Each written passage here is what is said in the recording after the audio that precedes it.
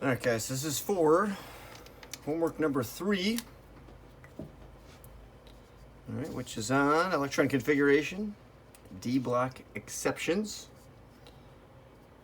All right, I'm just going to read it, and then we'll go through the worksheet. So it says, in general, electrons arrange themselves around the nucleus of an atom to be as stable as possible. They want to be stable so they don't fall apart. The most favorable / stable arrangement is with the outermost orbital full or half full. D block elements are a little special in that their electrons rearrange themselves to be more stable.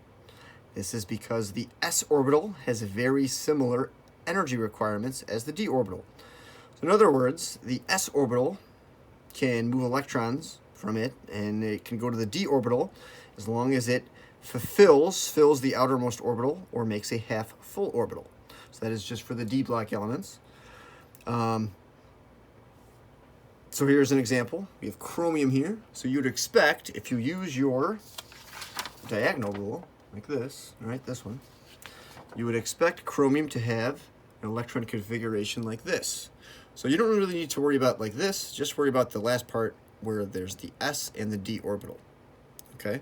This is what you would expect. However, the actual configuration is like this. So an electron from the s orbital will jump to the d orbital to fill the outer orbital or make a half full orbital like we have here. All right. The other example is copper, where we have 4s2 3d9, and that becomes 4s1 3d10. And if you want to look at the orbital notation for it, it would look like this.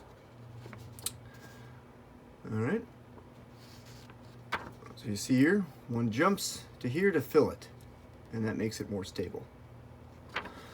And then another example here. So we have basically full, it needs one more, and it gets that from this to make it stable. This is actually the most stable arrangement right here. This one. It's actually more stable than this one. All right? Now, I'll keep on reading, and eventually we'll get to the worksheet. So if you're to look up D block configuration online, it's going to look a little different because sometimes you will see the s orbital and d orbital switched for the d block electron configuration. This is because they have very similar energy requirements, and the s orbital would always have a full or half full orbital, making it more stable. So online, sometimes you might see these two switched. In fact, you usually will always see those switched. But just know that's just referring to this because it's more stable, the other arrangement. All right. So there are even a group of noble metals that, similar to noble gases, have full s and d orbitals, or half full s and or d orbitals. And that is the noble metals in group 11. All right, which is right here. Copper, silver, gold. It's a good group, very expensive group. All right. So it says there are even a group, well, we already did that one. There are even exceptions to the exceptions. These you don't need to memorize. You do need to know it for the worksheet right here, but you don't need to know it for like a assessment or test or anything.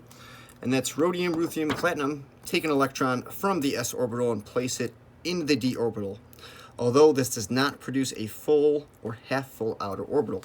So why does this happen? It has to do with quantum mechanics. It's all you need to know is just it's more stable for that atom, okay, or for that element. And then palladium removes 2 electrons from the s orbital, leaving it with 0 to make a full outer d orbital. All right, keep that in mind for the worksheet. Hint, hint. So for this one, all we need is our diagram and then a periodic table. Okay. So this first one, it's silver, Ag, right here, 47. I'm just going to put 47 electrons here so we know. And I'm just going to go through my diagram. I'm going to do this small because we are supposed to do the orbital notation at the end. All right, 2s, 1s2, 2s2, 2p6, and we have 3s 2, 3 P6 again, 4s2, 3 D10. We're going to get 4 P6. Maybe I should count how many we have right now. 2, 4, and 6, 10, 12, 18, 20, 30, 36. Kind of, we're 11 away, right? So here, we're going to get to 5s. Okay, this is where it gets a little funky. I'm going to do a 2 right there, but you're going to see I'm going to switch it. And then we have 4D. Okay, we only need 9 more to get to 47. However, this is not the correct way to do it. The correct way would be to fill this outer orbital and make it a 10. That's what that's supposed to be. And then this becomes a 1. All right. So, let me see if I can get the right notation in there. Give it up, then a down, give an up, then a down, give an up, down, up, down, up, down, up, down, up, down, up, down, up, down. Oh, this is going to be tricky. 1, 2, 3, 4, 6, 9, 10. For that one. 1, 2, 3, 4, 5. This one I'm just going to do a 1. This one I'm going to do 10. I'm not going to do the orbital notation anymore. I'm not going to be able to fill it in with a Sharpie. That's okay though. 2, 4, 6, 8. All right, that's it for that first one. So the key there is seeing if you need to take one from here and put it here to make a full or half full outer orbital. All right, I'm going to do zinc. 30, a little easier. All right, I'll just go through 1s2, 2s2, 2p6, 3s2, 3p6, 4s2, and I just know because I've been counting, 3d10. Okay, so yeah, we don't need to move anything from over here because that's full. It's fine. All right. Next, we can do scandium. That one's pretty short. It's 21 right here. 21 electrons. So start at the top. 1s2, 2s2, 2p6, 3s2. It's going to be 12. 3p, 6, 18. 4s2 gets to 20, and then 3d1. All right, now would it be useful to move, or would it be more stable to move one from here over here? No, because we're not going to fill in or make a half full orbital. You're not going to make 5, and you're not going to make 10 if you take one from here and put it over there. You're just going to make 2. All right. Palladium is one of the tricky ones. We can do it together.